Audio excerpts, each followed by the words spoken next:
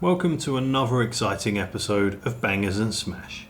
In this episode, we're going to take a closer look at how I crashed my DJI Mavic Pro drone in Hong Kong.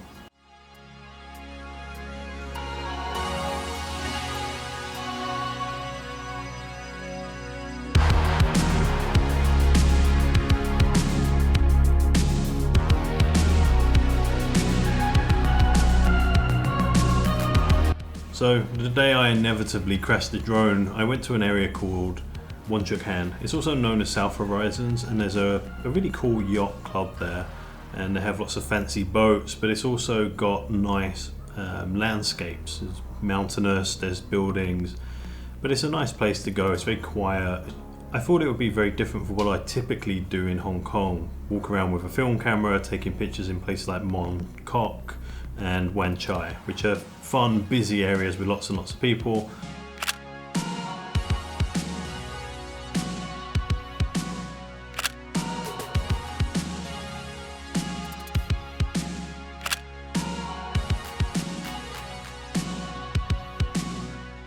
So I had a pretty relaxing day, just making some videos and photographs around the harbour area.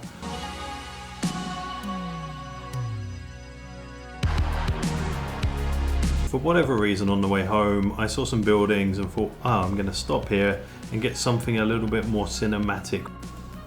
So you can see me flying the drone and it's moving a little bit to the right. You can see that I correct for that a little bit there.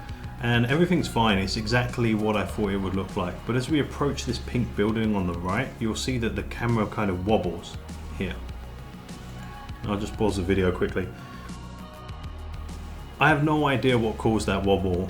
It's either electrical interference or for whatever reason the drone decided to stop, and sometimes it happens when a drone stops very, very quickly. It causes the camera to shake and wobble like it did there.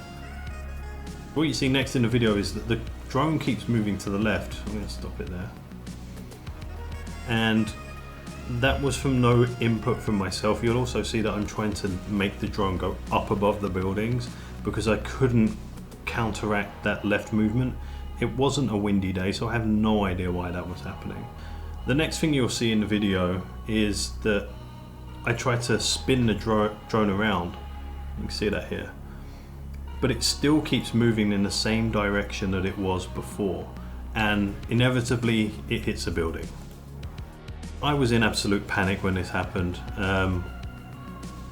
You shouldn't fly drones in build-up areas. This was predominantly an industrial area that was very quiet on a Sunday, but there were still people around, and if I had hit somebody, I dread to think, really. You'll see in this bit of the video, the drone manages to stabilize itself. However, it still keeps moving in the same direction that I could not stop it from moving in. And as you can see here, it's heading straight towards a Mini. The drone seems to duck below the wall above, and it also misses the car and hits the wall. After crashing the drone, it told me that the drone was on the other side of the road to the direction that I thought it had gone. I followed the app, I went and had a look. I then walked across into the car park where the drone was, but I couldn't find it in there. Then the app was telling me that the drone was about 1 kilometer away at a police training center, and I just assumed that somebody had seen the drone, picked it up in their car and dropped it off at the police station. It's very common for people to do stuff like that in Hong Kong. So I went to the police academy, asked them if they had the drone handed in. They hadn't. Basically told me to go away. So I went back to the area where I was flying the drone, and it took me about half an hour, but I managed to find the drone underneath where it was sitting. It was pretty well hidden. The only reason that I saw it was because one of the lights was flickering. So when I got the drone home, I thought all I had broken was a couple of little rubber bands that hold the camera on. It seemed to be okay-ish. However, I got one of the replacement parts off of eBay to fix this. I took it apart and I ended up breaking these small little ribbon cables as well, which made things even worse. The drone's been apart about 5 times now, and I think I need to replace the whole camera assembly. Now, having taken the camera apart to try and fix it myself on the cheap, it's probably going to cost me even more money to have DJI fix it.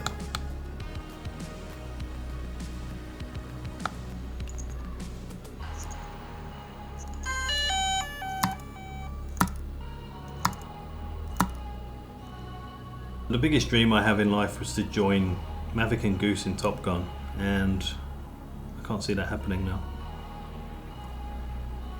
This is how not to fly a drone. So there you have it. It's a short video. I didn't really know what else to talk about. We're still a little bit locked down here in Singapore. Maybe on the next video we'll take out some of the film cameras and actually go and take some pictures. So on my last video about the Leica M4P, we did actually get some comments. I didn't expect anybody to watch the video, let alone comment on it.